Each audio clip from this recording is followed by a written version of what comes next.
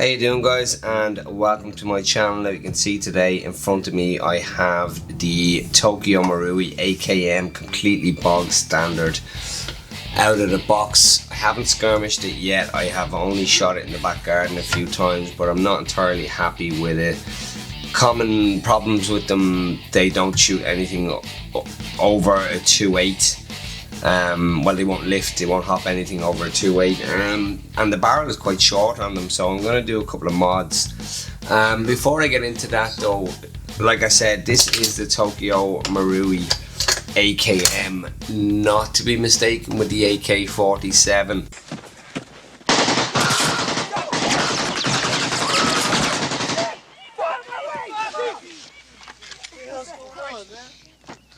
This is the AK-47 assault rifle, the preferred weapon of your enemy, and it makes a distinctive sound when fired at you, so remember it.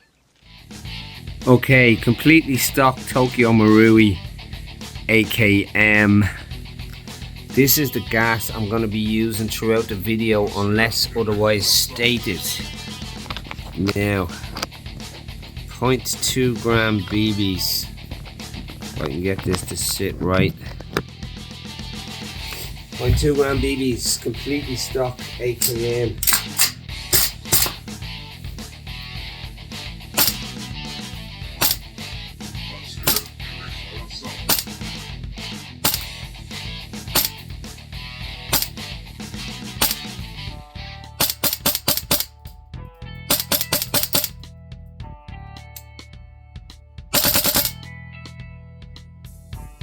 Okay. That is 0.2, is not the most impressive. And 0.28 BBs.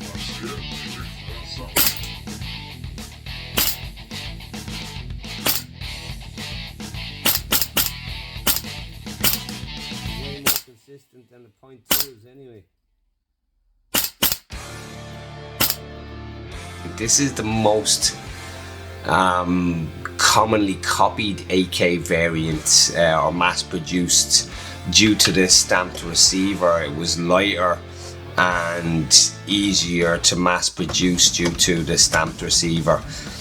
I believe in sometime in maybe around 1957, people can correct me in the comments if my knowledge on the AK is incorrect, but I believe in 1957 the Type 4 receiver came out, and that's why some people refer to the AKM as the AK Type 4.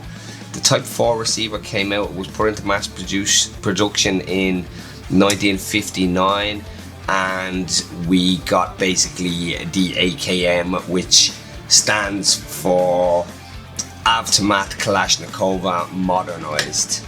It's the modernized version of the AK-47 or the AK Type 1, 2 and 3, made lighter and easier to produce. Some of the differences from the AK-47 was this compensator. It makes it slightly longer than the AK-47, having this compensator on it, and it is sliced off, or some people call it the sugar scoop, but it is actually a compensator, and it does blow off gas to the right hand side upwards to compensate for the recoil.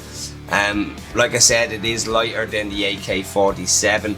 The bayonet lug was moved back on this version, and it's slightly different variant for a different bayonet, and it could also be used as a wire cutter. The barrel was thinner than the AK-47, and these little ridges on the handguards were added to the AKM, making it easier to grip basically. And one of the biggest telltale signs between the AKM and the AK-47 is this little indent here, which tightens up the mag well to give more support for the mag. On the AK-47 it was a big block. On the AKM they stamped it to a smaller little indent.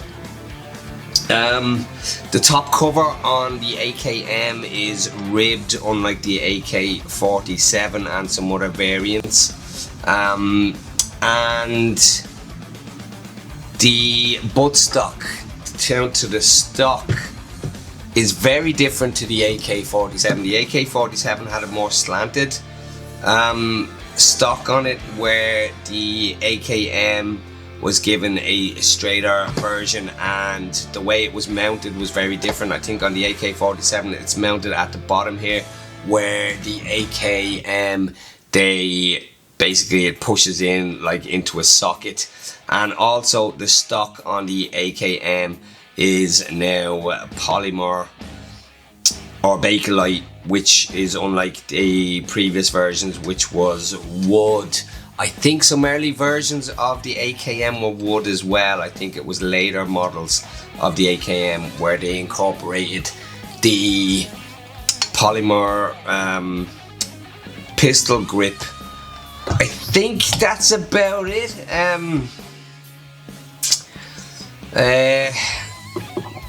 The mags. Up until 1968, the AKM mag was the traditional AK mag, if I'm not mistaken. And then in 1968, the Bakelite mag came out, which was fiberglass. If I'm not mistaken, was it fiberglass? Somebody might correct me on that. It was either wood or I'm pretty sure it was fiberglass, but I might be mistaken. There are some variants of the AKM. There's a variant with the scope with the master mount on it here, which allowed for a scope. It was called the AKM-N, and the N standing for night vision because it allowed for a night vision scope on it. Then there was the AKM-S, which was the one with the folding stock on it, which copied the German MP40 style stock. And that's pretty much it. The AKM was never imported into the US. It was never made into a semi-auto. I do believe all AKM variants are full auto. So that's pretty much it for the AKM. Okay, a small little caveat on my AK-47 and AKM comparisons. Most of my comparisons I was making are off the Type 2 and the Type 3, simply because the Type 1 was only in production for 3 years, from 47 to 1950 if I'm not mistaken, and coming across one of those is like stepping in unicorn's poo. They are so few and far between at this stage, an original Type 1. But some of the main differences with the Type 1 was, well, one of the similarities was it was stamped. The original Type 1 was stamped just like the AKM. However, the Soviets hadn't refined their stamping at the time, and because of the tolerances, they moved to milling the receiver in the Type 2 and the Type 3. And then went back to the stamping in 1957, 10 years later, and simply ended up making the AK that they had intended to make in 1947 with the stamped materials. But some of the key features, or added or missing features from the Type 1, because it was stamped, it had reinforced ribs running along it. I think it had a reinforced rib along here on both sides, and on the length of it along here there was also a reinforced rib. So that was a big telltale sign as to whether it was original AK or not. And it didn't have any indent. The original 47 to 1950 didn't have any indent at all on the mag to support the mag. There's other differences as well over the iterations are the gas tube, the vents in the gas tube changed location, and over the years the sling hooks moved from the receiver. No, I think they started off on the Type 1 where they are now, here, and then on the Type 2 and 3 I think they moved to the receiver and then back out again for the AKM, if I'm not mistaken. But as I said at the start, I might be mistaken in some of this knowledge, and people can correct me on anything I might be mistaken on in the comments. I know some people are going to see here that I have put on a red dot. Let me just bring this camera down a little bit so we can get a bit more detail there. There we go. I know a lot of you are going to see that I have put a red dot on it and will see that as blasphemy. I'm not an iron sight kind of guy, unfortunately, especially in airsoft. Just not, and I somehow managed to get a headache whenever I use iron sights, so I've had to put a red dot on it, and I will just show you there if I can turn this around without knocking everything over. It is a Swiss Arms mount on it. I have Loctited the bolts in. I haven't put it to the test yet, guys, so I'm not recommending it just yet. I haven't put it to the test. I haven't skirmished it, so we'll see if it holds up during the recoil. Let's get started. Let's strip this down. So I'm gonna take this off, starting off.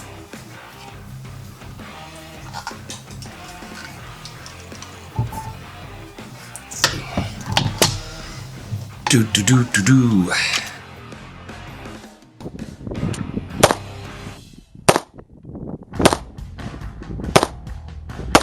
Whoa!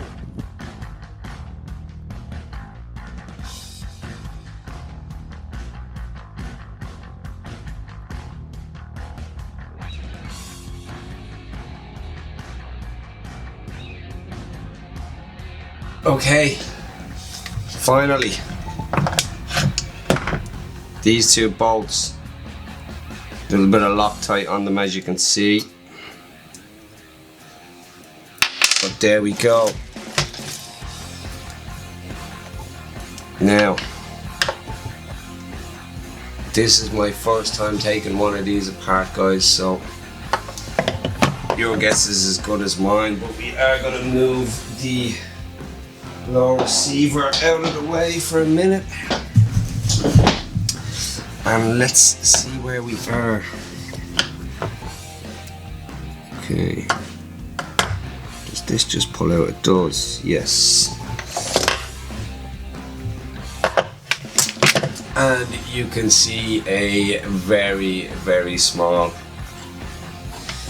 barrel there. Now that I have everything apart, guys, I should really go through everything I have for this particular piece. I have a Maple Leaf 310mm barrel for it. I know that's going to up the power. I have some Jaeger Precision, should I say, downgrade valves somewhere. I have the Angry Gun 130% recoil spring. I have the Sniper Mechanics Flamingo bucking, and I have the Jaeger Precision arm. So there we have it. Now let's take a look at this and how this comes apart. Let's move these out of the way for now. Put this over here. How does this come apart?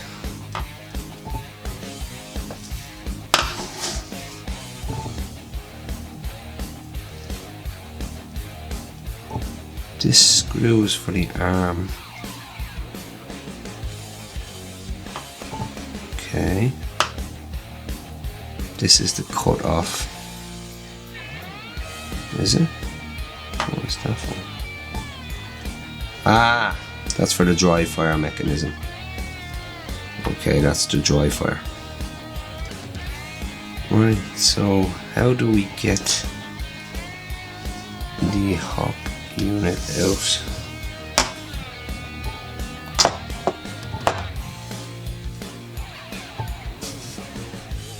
Right, so this splits. It doesn't pull off, it actually splits. Will that fit? So let's get this wheel off. No, that's not going to fit.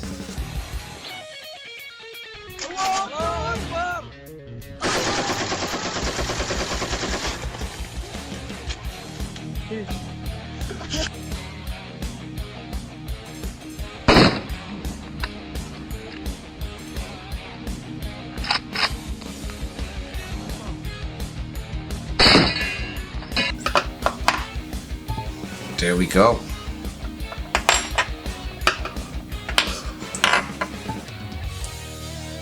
And there we have the hop unit apart. There's a bit of, seems to be a bit of silicone in there. Seems to be a bit of silicone inside the hop unit.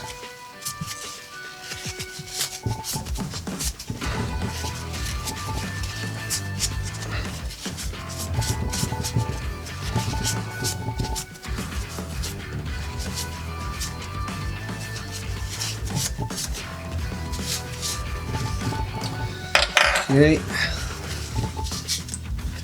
Yeah, a bit of grease and silicone inside the unit. So let's actually get this barrel out and just do a comparison in length. So there we have, where is the end of this barrel? About there.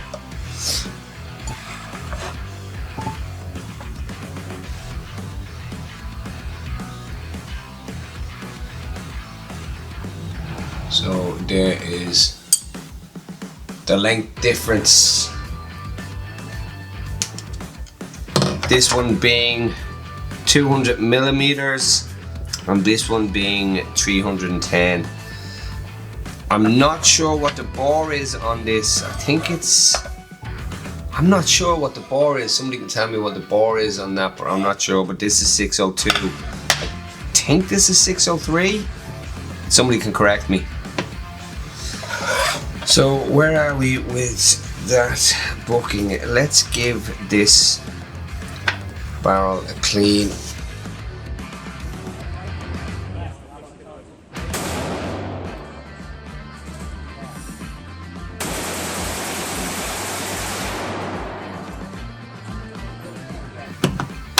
That is the barrel cleaned. Let's get this booking on.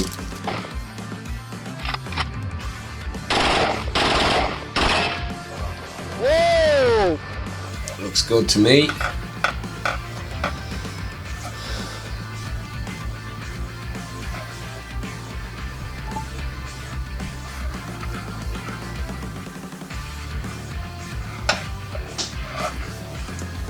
So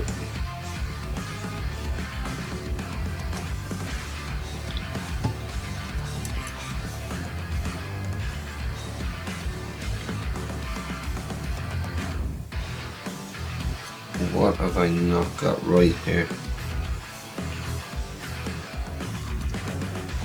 There we go.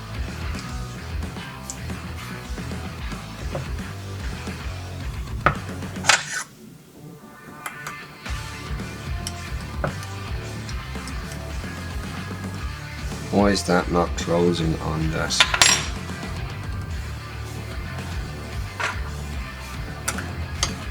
There we go. Okay.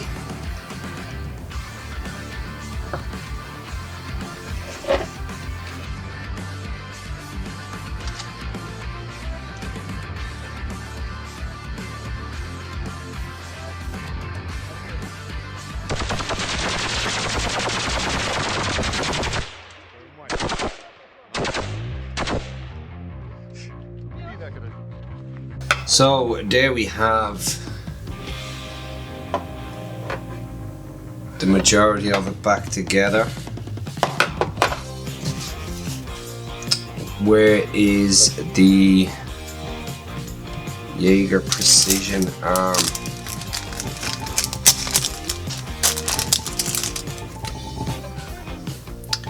How does this sit on? Is it like this?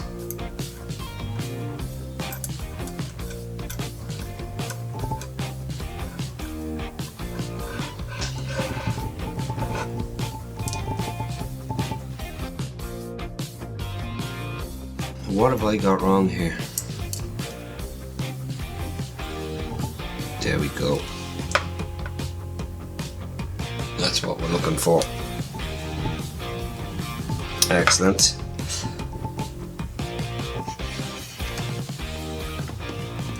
On with the wheel.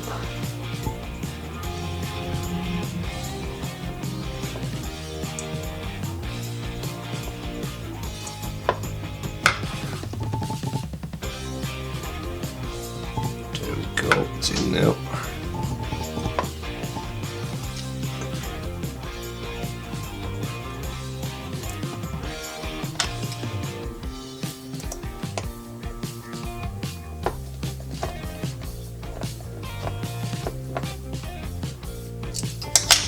And there we go. I hope that was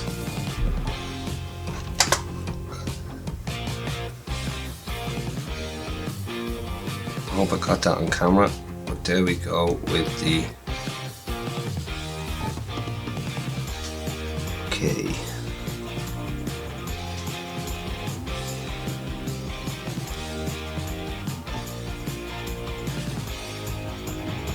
I'm not sure if you can see, but when it gets to there, just gets to there, it actually moves backwards. Can you? I'm not sure if that's gonna pick up or not.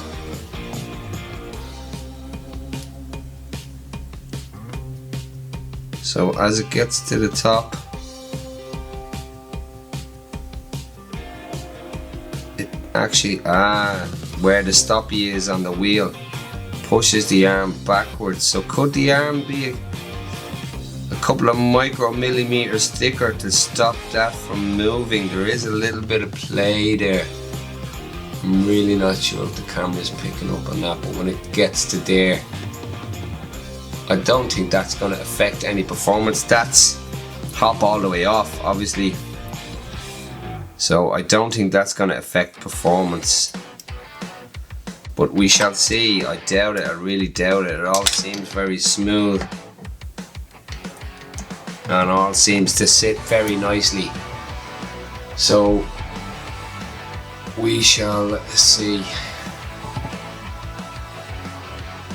how that fits. Right.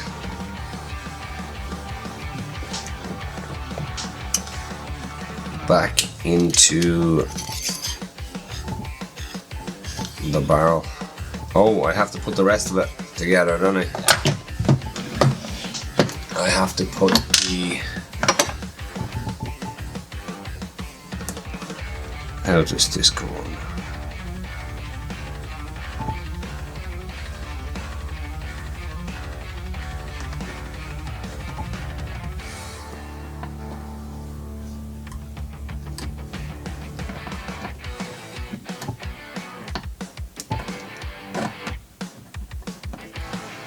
There we go.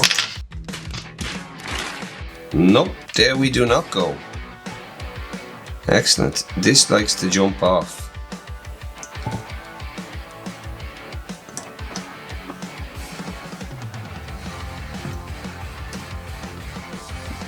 Stay. Right, so let's get it back together.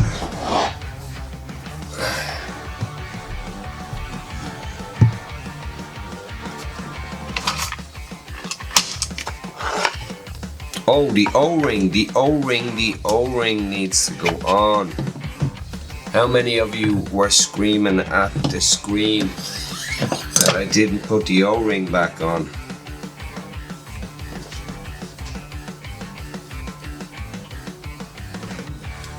There we go.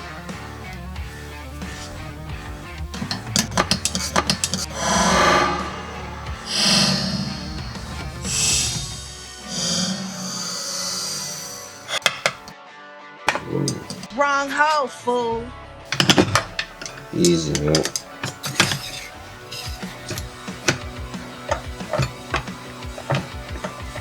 There we go.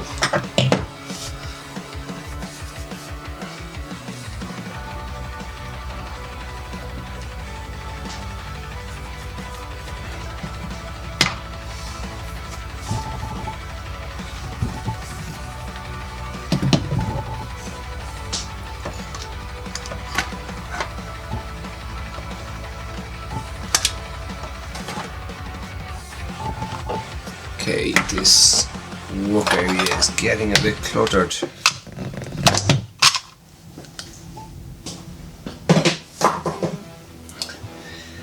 Let's get these screws back in. AK-47, 30 round shot movement, 30 round shot movement, ready to blow straight up your bitch ass. What you see right here, bro? Come on! Man, you ain't even speak game, you ain't know what the fuck you doing. Shut your motherfucking ass up!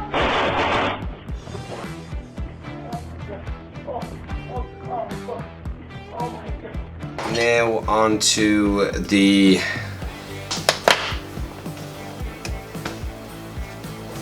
recoil spring. So let's move this out of the way.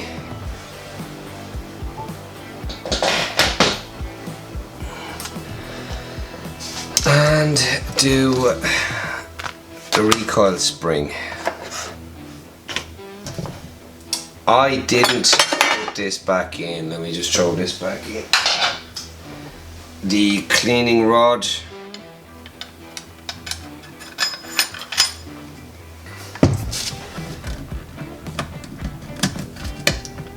And there we go.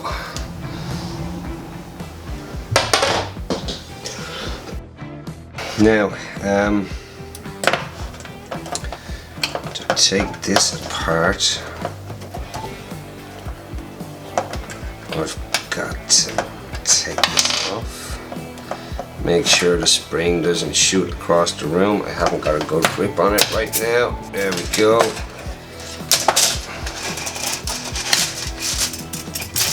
Pull it off. That is a long spring, a lot longer than the Angry Gun one by the looks of it.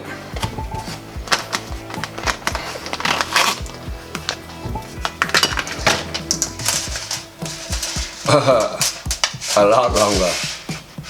Okay, but this has a lot more tension to it than this one has. Okay, let's get it on. Let's get it on.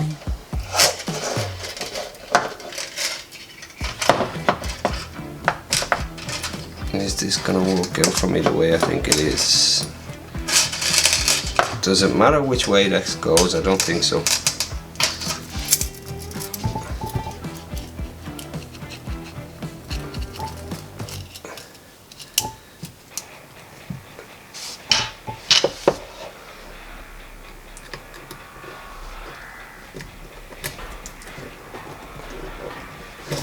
There we go. Come on, I'm starting to lose grip.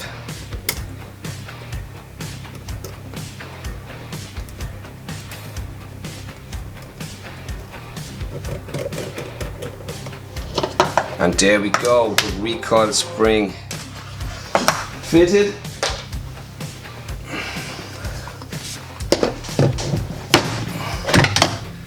Let's get the piston back in place.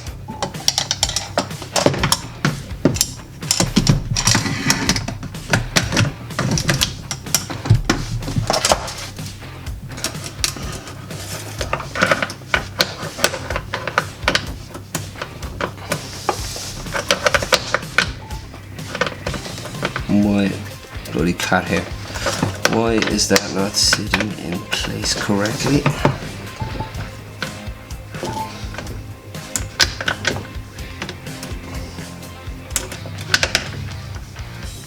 Is that right? It doesn't seem to be back as far as it should go. No, it should definitely go back further than that. What's going on? What is going on here? Why is that not going? Ah, there we go. Just fighting with me. And then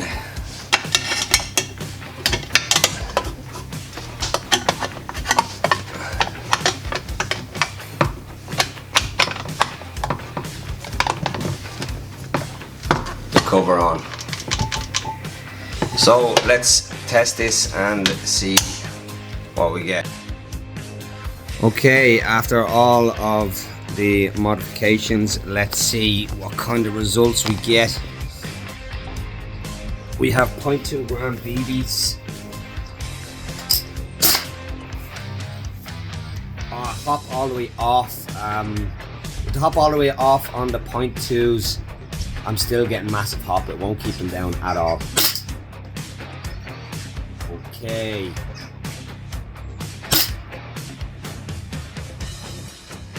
.34 feet per second at 1.037 joule.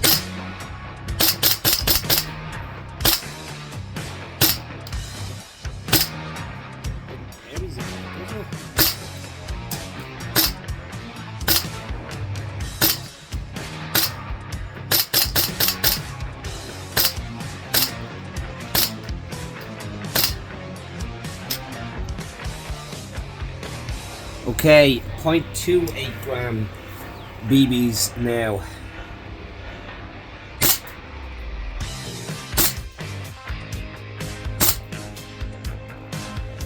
Turn the hop all the way off.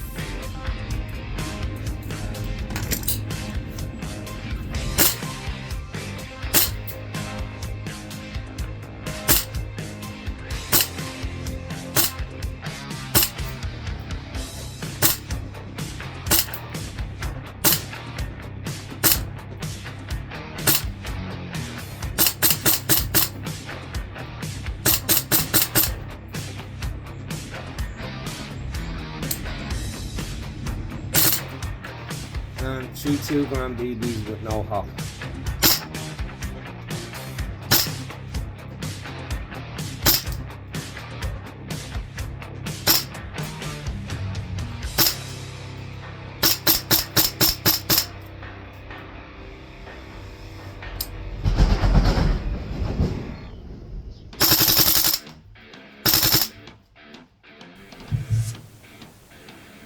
Right, so back from testing, and what I think of it basically, as for the barrel, the extended barrel, the 310mm barrel has improved my range and well, it has improved my effective range by about, I'd say about 15 meters. I'd say about 15 meters I'm more effective with this barrel. As for the hop and arm, the bucking, the Sniper Mechanics Flamingo bucking is doing all the work basically. As far as I can tell, the Jaeger Precision Arm for the 1 joule market, and I say that again, for the 1 joule market, isn't necessary. I was not able to keep anything under a 3.6 down with the arm and the Flamingo bucking. You've basically got hop. Even on 0, you have hop on with the Jaeger Precision Arm. It does exactly what it says on the tin. It will lift heavy BBs all day long. And if you are interested in using BBs over maybe 3.6s, then yes, the Jaeger Precision Arm is for you. But in the 1 joule market, I don't see any reason to be lifting anything higher than maybe a 0.3. A 0.3 at 1 joule is probably your maximum. It's not going to be traveling at much feet per second and isn't going to hit your target very hard. So I'm going to take the Jaeger Precision Arm. Like I said, the bucking is doing all the work. It is hopping the BBs all day long. And with the arm on, I left the hop off on all the testing because of the fact that with a hop on zero, you're still getting hop, you're still launching. I mean, I was launching 0.2s, 0.25s, 0.28s and 0.3. I was launching them into orbit. There was that much hop on zero. So the reason for that reason, I'm taking out the Jaeger Precision Arm and just using the bucking, and we will see where we go from there. I'm predicting much better results.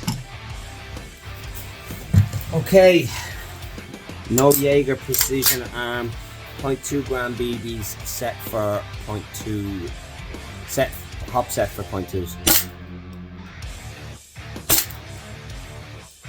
That's some difference.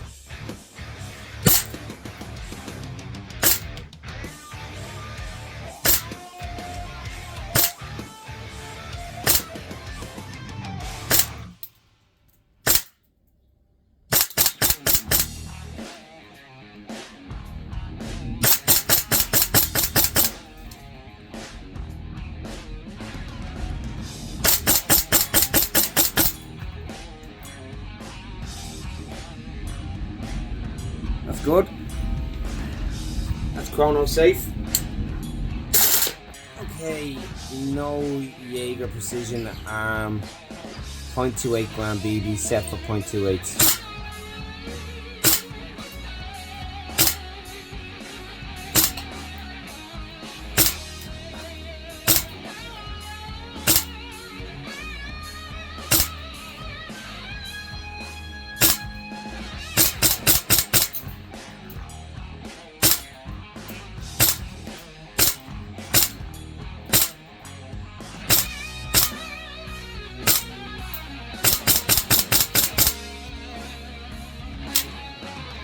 Fluctuating between just over and just under. 0.3 gram BBs with the Precision Arm taken out and set for 0.3s.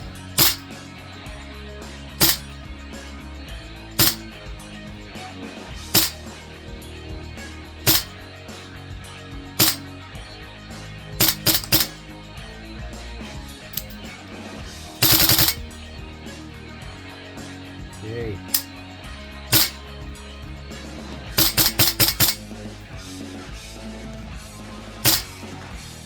Creeps over the odd shot.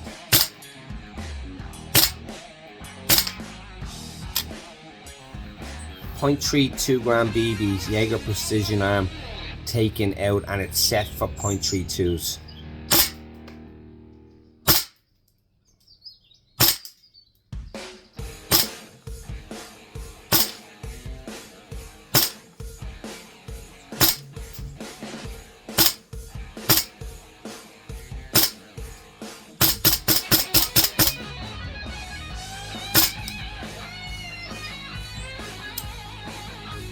And as I predicted, I found personally much better results with just the Flamingo bucking, and like I said earlier, the bucking is doing all the work.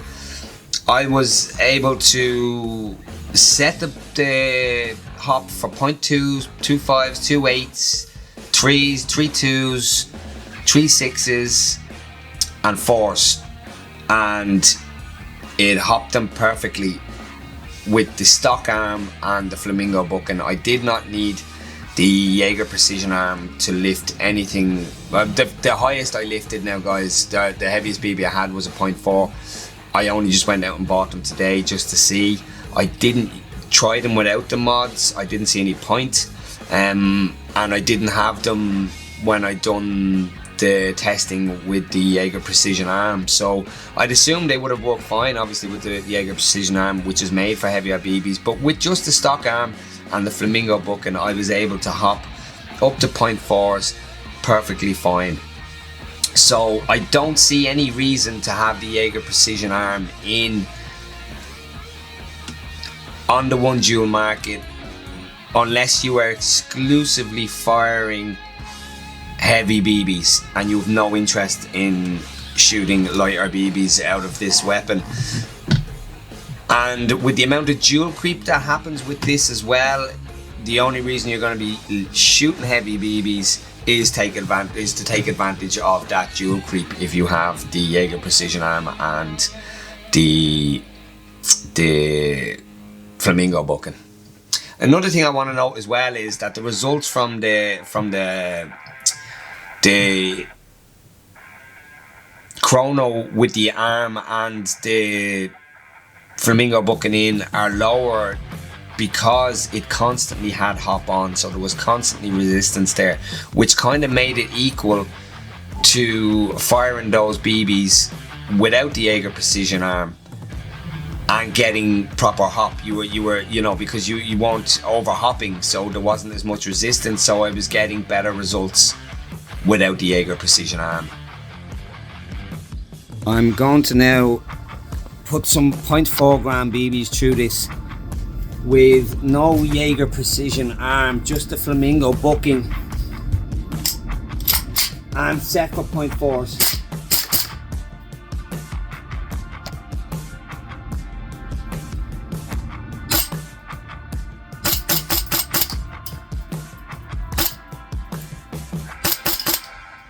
That is quite the dual creep.